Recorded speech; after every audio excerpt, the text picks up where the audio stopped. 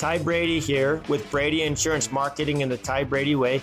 As a successful entrepreneur myself, I'm passionate in helping other entrepreneurs do the same as they rise from rags to riches and get inspired each week on the stories they tell here at the Ty Brady Way.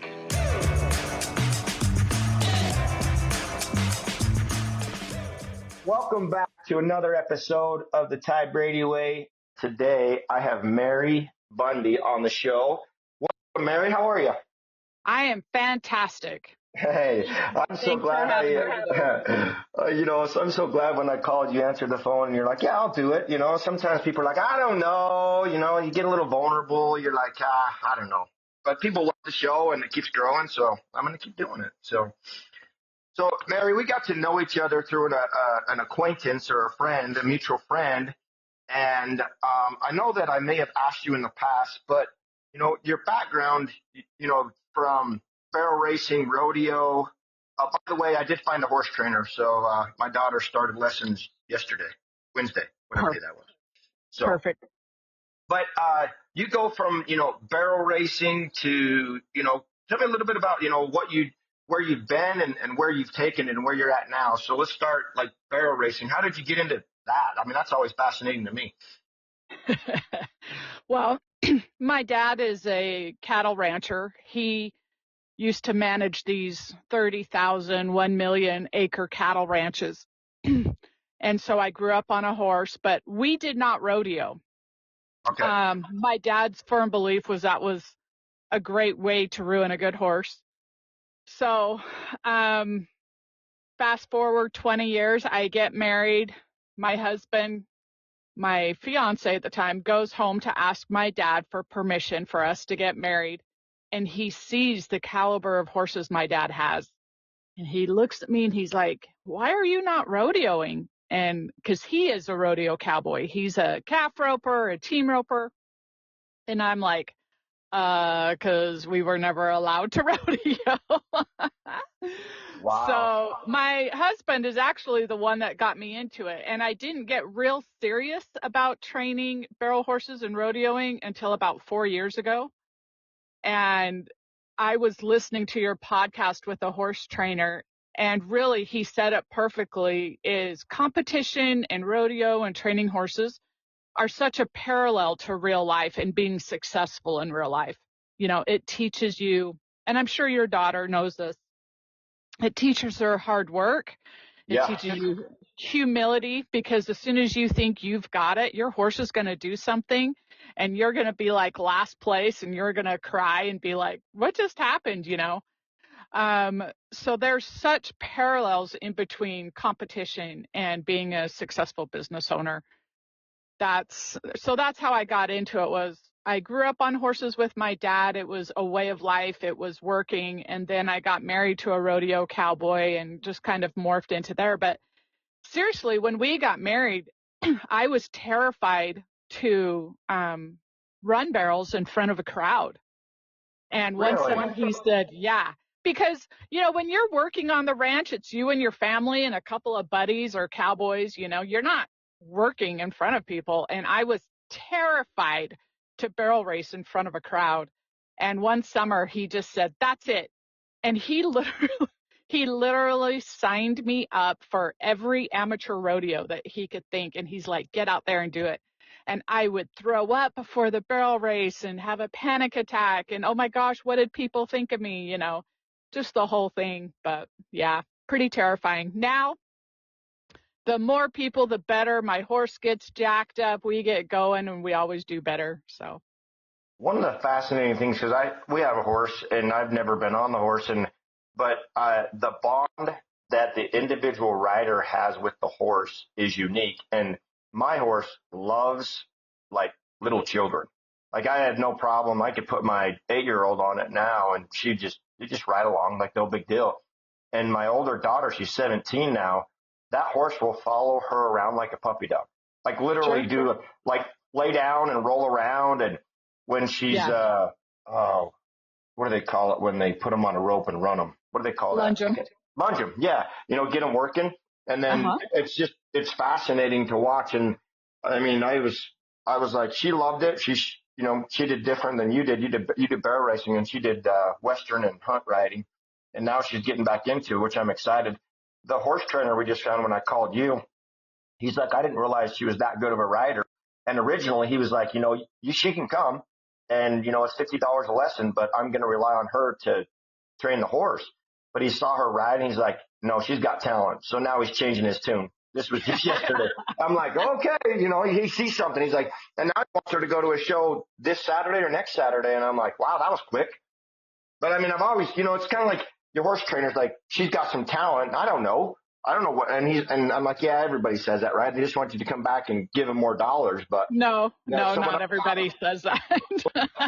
They see something in her, right? She's a heck of a rider, and I'm like, okay, that's something to be said about that.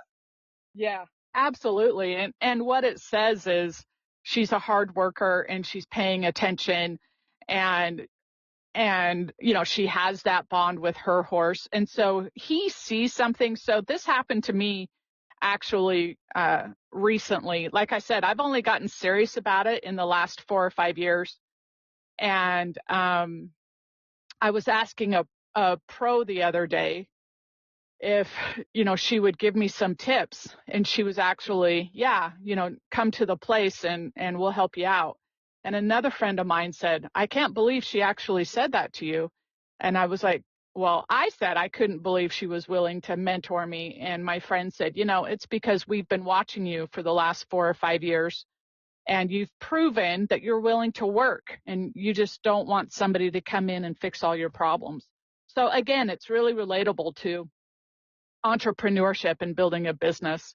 If you expect everybody else to come in and solve all your problems, or you're not going to get up and work hard, you're not going to get very far. I think a parallel to that, like you said, is that here's a pro, right? And I think ultimately when somebody reaches that level of success, they want to help other people do the same. Even as an entrepreneur, like at some point, it's not about the money. It's about helping other people succeed. But yet, here's the thing. She was still watching you. And she's like, and then when you ask, she's like, yeah, I'll help you. Right. It's amazing. Right. So my dad never rodeoed, but he's probably one of the best ranch ropers that probably ever lived. And he used to tell me, people would be scared to come ride. They'd be like, no, I don't know anything and whatever. And my dad always said, the guy that comes and says, hey, listen, I don't know anything, I'm willing to learn, those pros will help them out. The cowboy world will bend over backwards, to help somebody. But it's the guy that shows up in his 10-gallon hat and his brand new boots and brand new robes, and he's like, hey, I know everything. Boy, you're going to get crucified. I mean, they will humble you. So yeah, and I've learned that in the world of business, like you and our mutual friend. Yeah, I was going to say there's so many similarities. Right. And you and I know that. Like you say, oh, I don't know what talent on a horse looks like. But if an entrepreneur comes in and he's like, hey, I'm one of the best Medicare agents. I have all of these agents and I know how to run a business and yada, yada. And you're like, oh, okay. And then I know you could listen to him for 45 seconds and you'd be like, this guy don't know what he's talking about. Yeah. And it's the same thing in the horse world. And I'm sure it's the same thing in really anything you do. If you recognize talent, you recognize, hey, this is truth, they do know what they're talking about. And it's the same in Medicare. You know what? I'm not in Medicare sales. I never look at myself that way. I don't sell Advantage plans and Medicare supplement plans and dental plans. What I do is I really educate my clients, and I love giving the power to my clients, because I had a gal, this is such a great example. I had a gal come in and she says, Mary, I've got a master's degree and I can't figure this Medicare book out, because you've seen the Medicare book. Yeah. It's like 2 inches thick. And she's like, are you kidding me? And I'm like, that's why I have a job. So I like to think of myself as a Medicare educator, because my clients come in, they're confused, they don't know all the ins and all the outs, and I'm able to simplify it for them. And I probably love there's two things I love about Medicare, and that's the number one is educating my clients and giving the power over to them, because then they do come in and they're like, hey, I'd rather have a supplement than an advantage plan, and this is why. And then, we go from there. And the other thing is really the puzzle. I really love helping those clients. And you've had these. I had a client come in the other day. He had 18 doctors. Oh, Yeah, that's a and record. probably I've had like 18 medications, but 18 doctors. Wow. yes, he had 18 specialists, and then at least that many medications. A couple clinics, a prosthetic clinic that he absolutely had to have. And just the puzzle of getting this guy the best plan that, he could get for him. And then, of course, so I live on the Arizona Strip. So I've got 3 states right here. I'm a half an hour from the Utah state line. My office is in Nevada, but I live on the Arizona Strip. And Medicaid can get really tricky. Oh, yeah. And trying to help my Medicaid clients go across border and get medical care. I mean, it's a trick. And so those are probably the 2 things I love about it. The fact that, I happen to get paid by the insurance companies to sell them is kind of just a byproduct of what I do. Yeah, a lot of people misunderstand that. People are so afraid of contacting an agent because they feel like they're going to be sold. And it's in reality, I tell people are like, well, how do you get paid? I'm like, well, the insurance company, pays me. But whether you buy online, over the phone, or through the mail, somebody's getting paid. And I think sometimes people feel like if they go online, it's cheaper. It's the exact same price, whether they work with you, Mary, or they work with me. And Right. I'm not, and I tell people all the time, I'm not for everybody. If you don't Right. like me, know me, and trust me, then, I don't want to be doing business, because this is a lifelong relationship. And I want Right. you to call me and tell me I've got this problem or that problem. I could see a lot of similarities in training horses, because no 2 horses are alike. Yes, there's principles and like strategies, but there's unique little things. Like I've seen it with my daughter and the horse that will respond to her differently than with the trainer, or vice versa, Absolutely. right? So Yeah. you've got to have that puzzle. You've got to figure it out. And there are some clients that you're just not going to be able to help. And I haven't done this very often. I've had 2 or 3 clients that I've just said, you know what, you and I just aren't a good fit. So here's the name of another agent that might be able to help you better. That's like once in a blue moon kind of thing, but it's exactly what you're saying. We're not everybody's cup of tea, or maybe I don't communicate, or maybe I'm a little too direct in how I communicate. I mean, it's all good. Yeah. Whether I sell you a plan has nothing to do with, I want to educate you so you can come in and go, hey, Mary, and ask me those questions.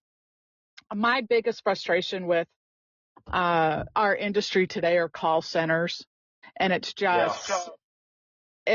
just what they do to my clients, or my clients don't understand. My sister-in-law actually came in the other day, and she's like, oh, I didn't sign up with a different plan. They told me it wouldn't affect what I had, and they totally completely flipped her to something else that she can't use on the Arizona Strip.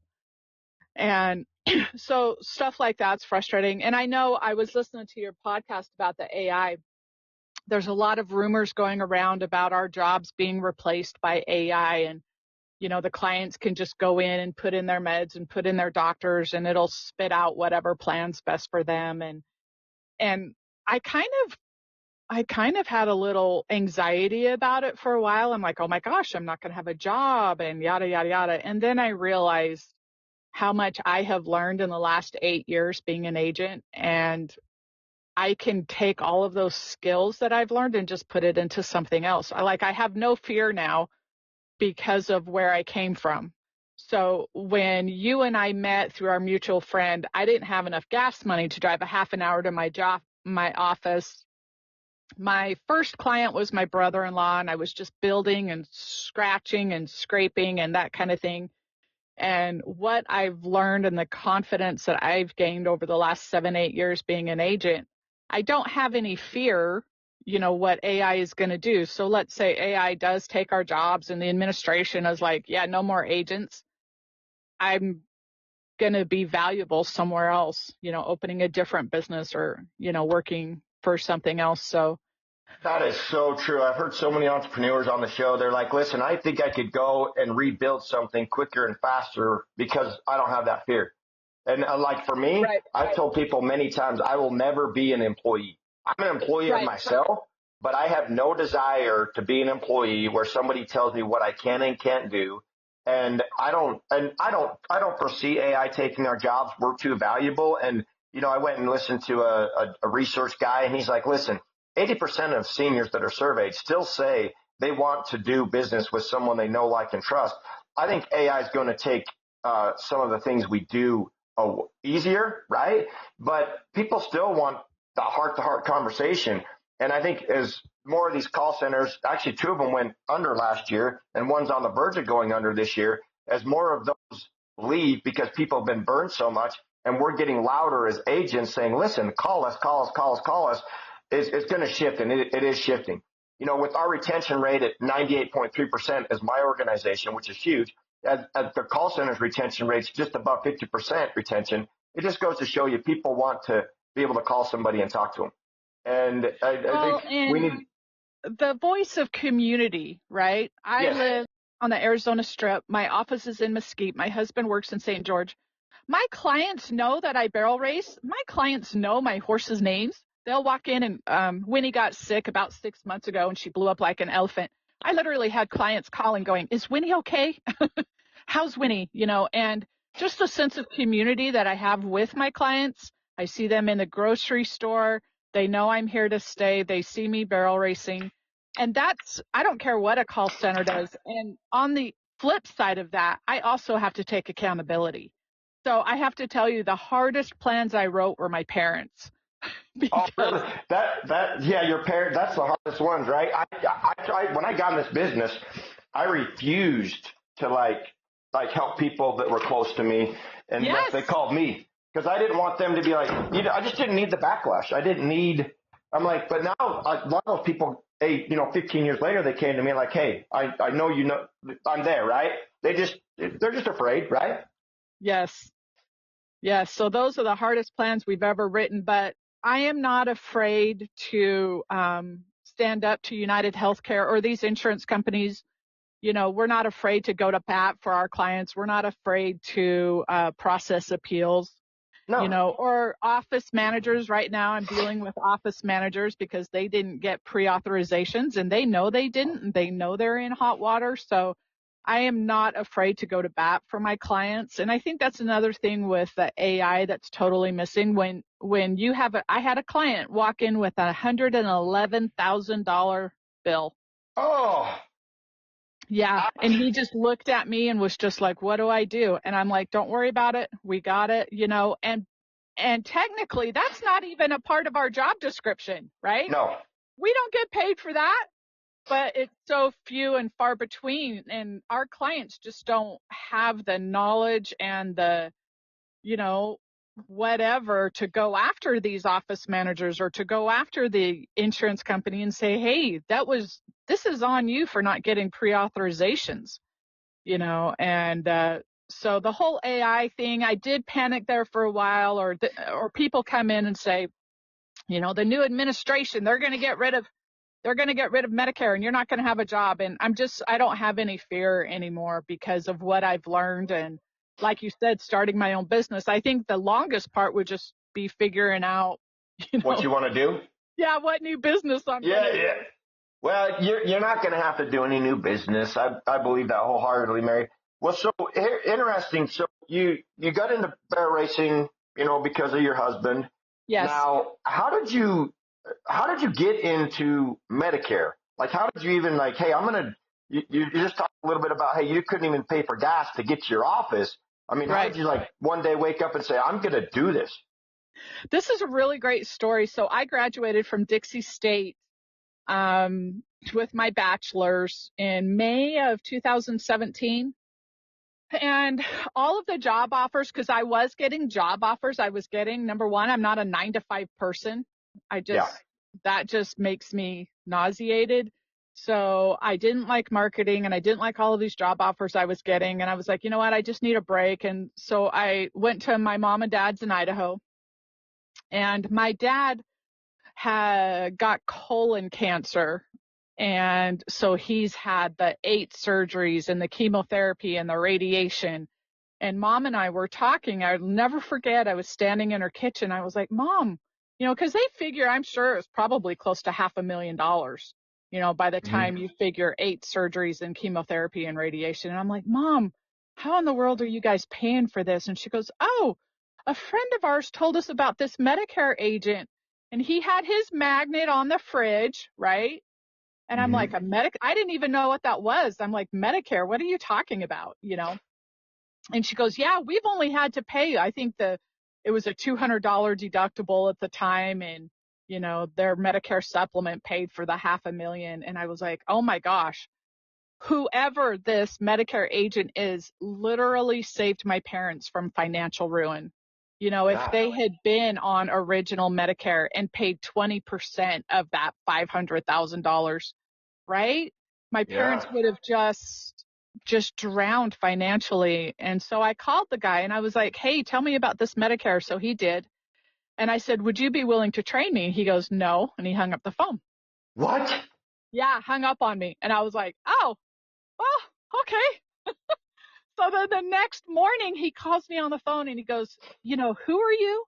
And I said, well, I'm Mark Westcott's daughter. And he goes, listen, if I train you, do you know how valuable your dad's cell phone is with all of his friends? He goes, I would lose 1/3 of my business.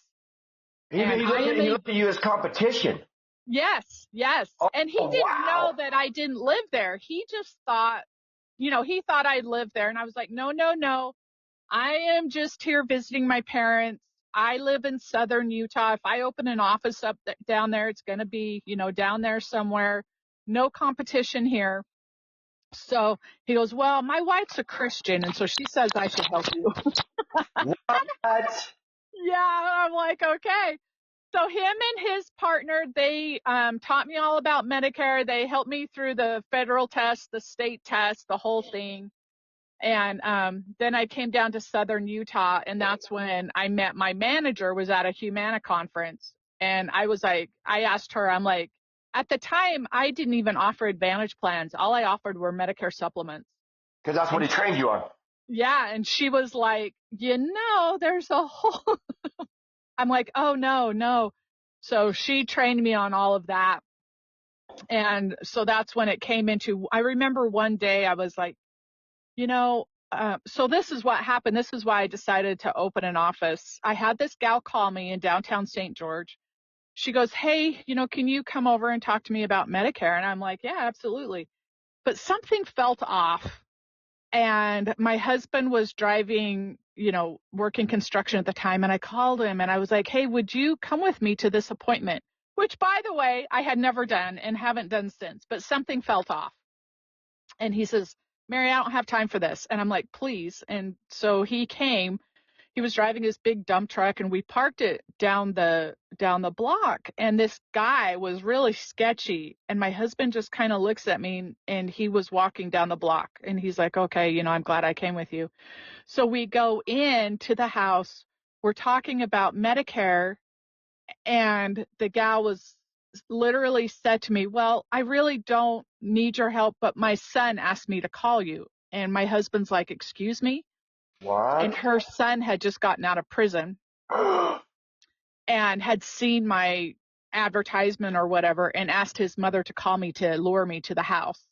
What? And so the son I had told Kellogg this whole story, and he told me, he's like, go get an office. So the son he was probably in his 30s. He had come around the backside of the house and came in the house and was surprised to see my cowboy husband sitting in the living room. And Dorian looked at him and he looked at Dorian, and we all knew what was supposed to happen there. So Dorian, we excused ourselves, and Dorian said, never again. You're not going to people's houses. And so I had talked to Kellogg about it, and he was like, just drive around and figure out where you want an office. So I remember I took one day and I was like, I don't know where my office is supposed to be. And we were living in St. George at the time, and I drove around and I ended up in Mesquite. And I told Dorian, I said, my office is supposed to be in Mesquite. And he's like, okay. whatever you want. So I opened up an office here, and it's just been great. And now we live like 10 miles from town. So it's worked out perfect. But just kind of over the course of 7 or 8 years, this is how I ended up here. I absolutely, the best part about my show is getting stuff like this. You may have told me that and I don't remember, but I don't remember. I think I would have remembered that. But it's amazing. So you open an office and then you said 4 years ago, what allowed you to go full time in barrel racing? So a couple more questions. So did you just say, hey, I'm going to do this? Or was it that 4 years later, what happened 4 years ago that made you, hey, I'm going to do barrel racing full time? So my husband is friends with a couple up north, and she's a professional barrel racer. And when my youngest daughter was in kindergarten, I had bought a mare, and she ended up having 3 colts for us. Well, her oldest was a filly, and 4 years ago, this colt turned 6 years old.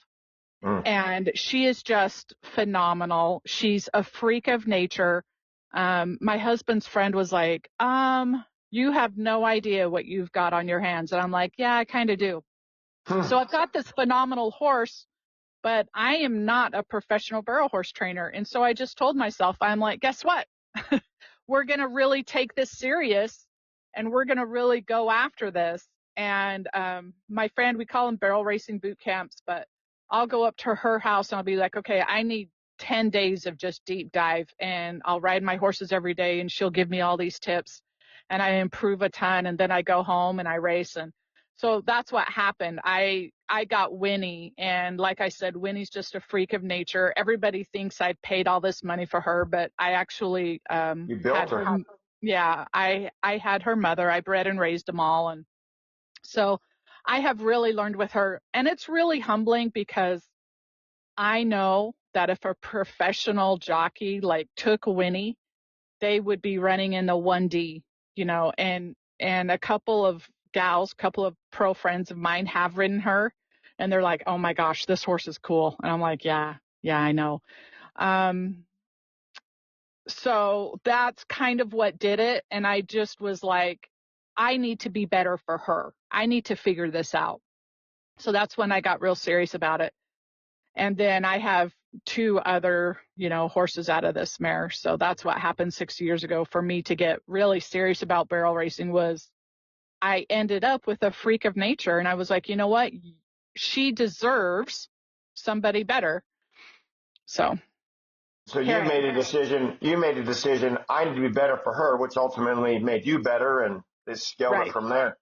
Right. So two questions. Time goes so fast in these episodes. But so where do you see you going with barrel racing and rodeo in the next 5 years?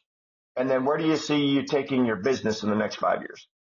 So I'm a real homebody. So these girls that you see go to the NFR, the National Finals Rodeo, they travel 10, 11 months out of the year. And that's not something I'm willing to sacrifice to go to the NFR. I love my family. I'm a grandma. My daughter's going to have twins next July. So I'm just kind of like, I'm not willing to put my family on the back burner to achieve that kind of dream. But barrel racing has evolved to the point where they have these big super shows, and you go there for like a week and pay these big entry fees, and these girls walk out of there with $30,000, $40,000, $50,000. And yeah, super fun, just super fun. And so that's where I see myself. I don't ever have a desire to go to the NFR, but I want to run in, it's called the 1D, and that's like the highest competition. So there's different divisions, 1, 2, 3, 4, 5D. Yeah. Right now I'm running in the top of the 3D, and my goal is to be in the 1D. And I've made a couple 1D runs, but I'm not consistent. And so I want to go to like one of these super shows and run in the 1D. So that's my goal there with Winnie. And as far as my business, I want to double my business. So this is the really interesting part. I know you have a bunch of agents that work under you. And I thought that that's what I wanted to do, but it really isn't. I don't want to manage agents. I'm not a real fan of that part of our business, but I do want to grow my business to like double the clients that we have. Use AI, use all of these technologies to really streamline the systems and the processes. So really all I'm doing is just meeting with my clients, which is the part I love, Yeah. and then systemize everything else, all the paperwork, right? And all the marketing and all the business stuff that you and I have to do on a daily basis. So, that is the hardest part about our business is getting in front of people. And then the next hardest part is getting out of our own way. Or some people could say it's equal to getting out of our own way and then getting in front of people, right? It's just doing that work. That's really interesting that you use that phrase because my mentor uses that phrase in barrel racing. She's like, get out of her way. Just let her work. Yeah. Yeah. And it's like, okay, I just need to sit here and drive her and get out of her way and let her work. And it's the same thing with our businesses. Well, horses want to please their trainer. And I've seen that. I've never been on a horse. I just pay the bills. But that horse wants nothing more than to please my daughter. End of story. Well, that's real kudos to the daughter and the trainer there, because there are horses that don't like you and they're like, no, they're burnt out. I'm not doing this for you. You can kiss it and they'll, so that's kudos to your trainer and your daughter. But yeah, horses, Winnie is that way. And what's interesting is Winnie's half brother, Teo, he don't want to have anything to do with people. He doesn't like people. He wants you to tell him his job and leave him alone, and he'll do it. That's like agents. There's some agents that just say, "Hey, leave me alone," and there's some agents that want to be trained and accolades and all those things. So many similarities. There really are, and horses really are amazing creatures, and they really do have all of their own personalities. They have, because we have 4 horses right now, and there's one of them that my husband does not like, and this horse doesn't like my husband. And it's funny to watch these two, because Dorian's like, I know I have to ride this horse, because we're training him and we're training him to sell and everything. Mm-hmm. And then my granddaughter comes over and this horse is just a doll with her, just so good. But you get Dorian in there and this horse is like, attitude. Yeah, total attitude. So, really it is. Competition in barrels and horses and animals are so similar to the business process. And that may be, like you said, I wouldn't be afraid. Yeah, my office is in Mesquite. My daughter and I were talking about this and she was like, Mom, what if you had to sell and start over for somewhere? And that wouldn't be an issue because I would get where I am now 10 times faster than I did in the first place, right? I completely believe it. Well, you've learned you can do hard things, right? And you have, I think confidence is a big player. And knowing that what's the worst thing that, like, you ask yourself, what's the worst thing that could happen? Well, I have to start over. Well, guess what? A lot of other people had to start over in life. That's where I came from, is had to start over. And mine was a forced decision. Somebody forced it for me. But sometimes in life, people have to make those hard decisions. They're like, hey, I'm going to do this, right? And they make a choice. And it's really interesting because I remember the day, as far as my horses, when I realized with Winnie what I had, and then with my business, I remember the day was like, I am going to do this. And some days I had gas money, some days I didn't. The days I didn't have gas money were the days I spent on the phone or meeting people or, there's always something you can do. So I'm curious, what was the day you were like, I'm going to do this? Well, so I think everybody has a defining moment at some point. And I think as you go, no, I don't think I know, like it keeps changing, right? And for me, when I got canned, right, they said, hey, here's your last paycheck. The week before Thanksgiving, my wife knew the day. My wife was pregnant, or my wife was, we just had a new baby. And my wife's like, yeah, I remember getting that call. And they're like, here's your last paycheck. Have a nice life, basically. And the defining moment came about 8 or 9 months later when I was wanting to figure out what I was going to do when I grew up, because here I am. I couldn't go back to my previous job because nobody was hiring. And my daughter came to me in the hallway of my parents' house because we had to move back in my parents' house. And she, little pretty blue eyes, she must have been 7 or 8. And she looked at me and she said, "Daddy, when can we move back into our old house?" And I always get a little emotional about that, because looking into her eyes and seeing the, like, her life being ripped out from underneath her, at least at that age that she felt, and me as a father wanting to provide, wanting to be, because as a father in my DNA, I want to provide a roof over the head, make sure they have food to eat. I made the decision that day that I would never let somebody else control my destiny ever. Now, I didn't necessarily know what I was going to do, but I just kept going through the motions until in November or in June of 2009, somebody told me about the opportunity in insurance. And, then it took me 11 times to pass the test. And then I got licensed in November of 2009. But that's kind of the steps you go through, kind of like you're like, hey, I'm going to call this guy on the phone. And yet he hung up on you. I'm shocked, but yet it led you to something else. Right. And look at what you're able to do now. I mean, I never looked at it like, hey, I'm going to grow this big, huge agency. I never, at the time, I just needed a paycheck. I needed money. And that's what drove me. And then over time, somebody said, Ty, if you sell a policy and get a high, you're in the right industry. You should be in sales. And then what happened over time is I'm like, okay, I'm not actively selling policies anymore. Now I'm helping agents achieve financial freedom. And, I call it my four F's. It's family, faith, financial freedom, and free time. And those are what my mentor was really good and said, Ty, if somebody wants a big house in the RV, and as long as they're willing to put forth the effort, you owe it to them. And that's what my motto's been. If they're willing to put forth the effort, I owe it to them. Like if your horse wants to get in a ring and work hard, you owe it to him. Your worry about stores was spot on. You saw the talent. He deserved something better. Guess what? You elevated you to help him. Right. Or her. Exactly. Right? So yeah, that's exactly what happened.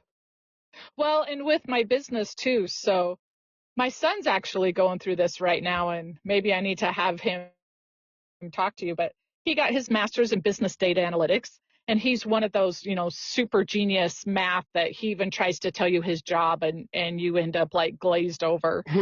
And he was working for, a job up in the American Fork area.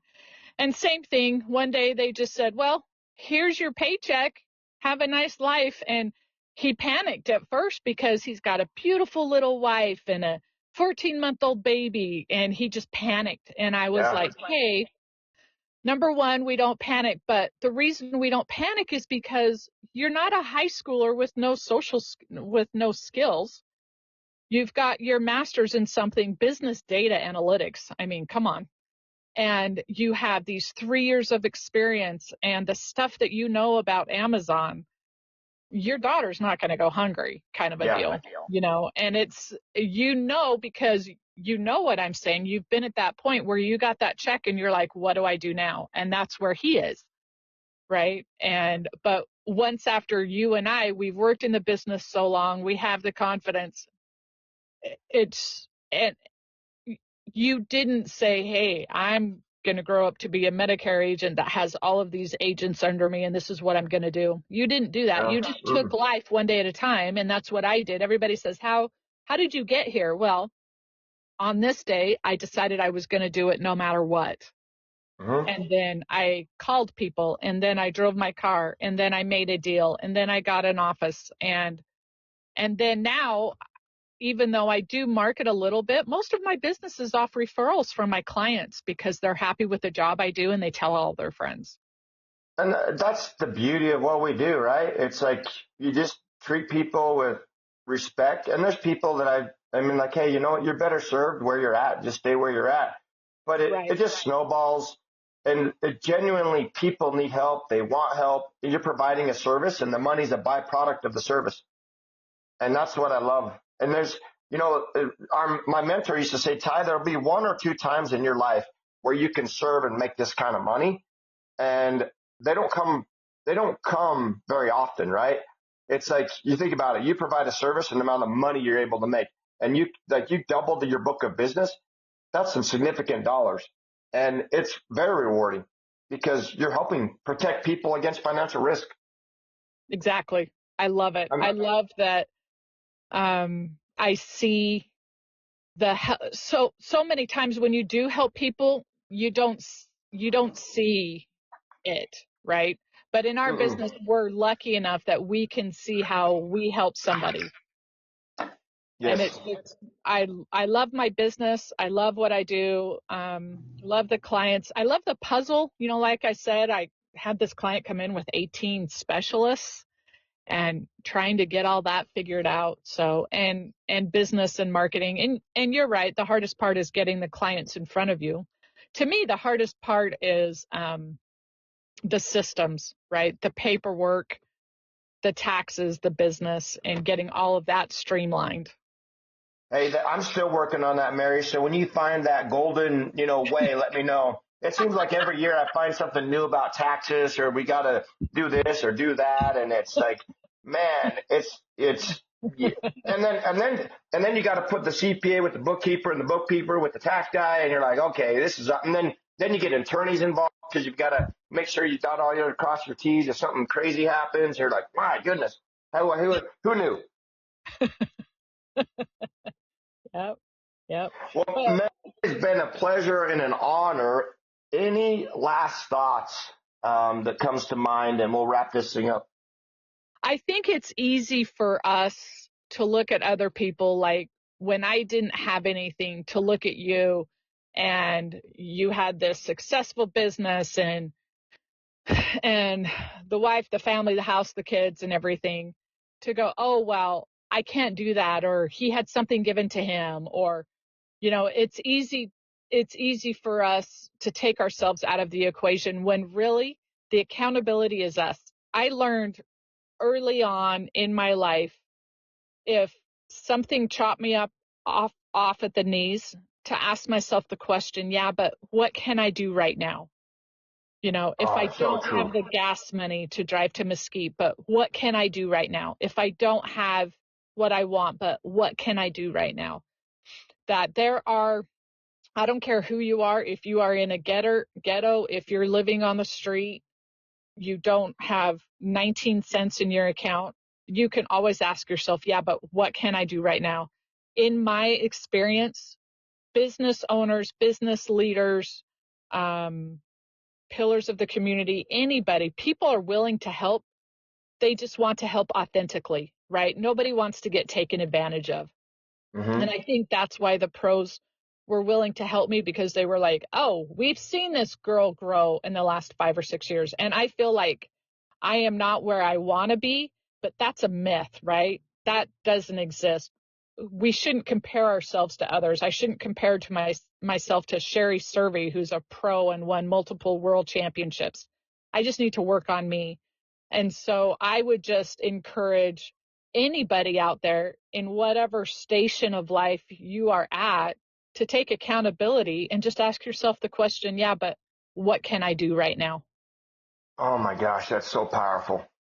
What can I do now is so true. And the one thing that I want to remind everybody is that you and I have had some very dark days, and you may see what we have now, but if you ever want to have those conversations about the lonely nights, or wondering how you're going to pay bills, or on the verge of getting evicted, or whatever the story is, we had those days, and they were not pleasant. Or you're like, you make a choice whether you're going to do this for your kids or you not eat yourself, right? I mean, there's things we do but wow, what can I do now? So true. But what can I do now? Yeah, I often wondered if I needed to work in like a battered women's shelter, to encourage these women. You can do it. You can do it. You can do it. I remember crying myself to sleep at night because I wasn't sure how I was going to pay for the next day. I was a single mom and I had 3 kids for 5 years. But I had learned this lesson so much earlier on. My dad used to call and say, sis, what are you doing? And I'm like, I'm crying. And he'd be like, that's all right. You know, you cry yourself to sleep. But when you wake up, you've got 3 kids depending on you and you've got to go to work. Mm-hmm. And I took that as, yeah, I don't have this. I don't have this. I don't have this. But ask yourself the but what can I do right now? Man, there's so much to this. I mean, I got thinking a minute for about, what can I do now? And, activity generates results, and that's that activity. With no gas money, you're still able to make phone calls. You're still able to do something. Then, yeah.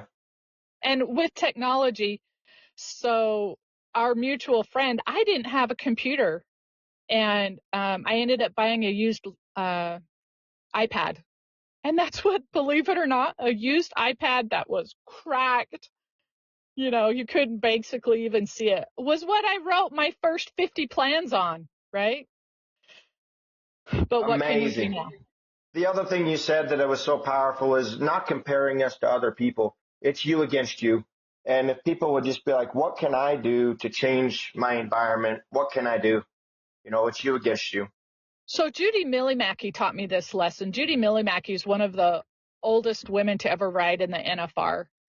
And I had gone to a clinic. I had this 4-year-old horse, and I just thought I was just going to rip the world on fire. And boy, I took a spanking. And she told me, she goes, so where are you going? I said, oh, I'm going to this race. And she laughed. I'm not going to lie. She laughed in my face, and she was so sweet. And she said, Mary, she goes, you're going to go there and you're going to get spanked. You're not going to do well. She goes, so you have a choice. You can either cry about it or look around and say, what can I learn? What pitchfork are they using? What feed are they feeding? How are they warming up their horse? And that was a really powerful lesson to me, like really early on in the game. And the pros will talk about this. The pros don't care who else is at the race. Lisa Lockhart doesn't care if Sherry Servey is at the race, right? Because Lisa's running her own race and she has to do her best. When I go to a barrel race, it doesn't matter if there's 1,200 girls there, if the best girl is there, if the worst girl is there, because I have to run my race on my horse and work on what I need to work on at that race. I had a really interesting, just one last story. I had gone to a race and I was riding Winnie. I talked to my mentor and she was like, okay, what are you going to work on in this race? That's the only thing I want you to think about. She said, I don't even want you to think about the clock. And I said, okay. I said, what I'm going to work on is getting past that second barrel. And she said, okay. So I ran my race and my horse smoked that second barrel. She went past it. We ran our race. I did not run a fast time. It was 16:2, I think, 16:8. That's quick. It wasn't a fast time. It was a 16:2. I think a 14:9 won the race. And I came out of the arena and I was stoked. I mean, I gave out a woohoo. I was just so excited. And I had a gal standing there. She heard my time and she was confused. She could not understand why I was stoked that I ran a slower time, not a winning time. And it wasn't a slow time, but it was a slower time. And she was confused. And that's how we need to be. I can't just celebrate when I run the fastest time out of everybody. I need to celebrate when I reach my goal. Yes. So true. Mary, I appreciate you being on the show. As always, share, like, and subscribe, and we'll catch you on the next one. Thank you for listening to another episode of the Ty Brady Way. As always, share, like, and subscribe. Go to Instagram at ty.r.brady. And as always, love hearing from you. And let me know what you want to learn on the show or what you'd like me to bring up on the show. Thanks. You can find the Ty Brady Way on Instagram as well as Facebook. To stay connected with giveaways and Ty himself, go ahead and follow at ty.r.brady on Instagram as well as Facebook. This podcast was recorded, edited, and produced by Whitney Faith Media Marketing. And the theme music is an excerpt from Hot Chicken of the Woods by Isaac Joel.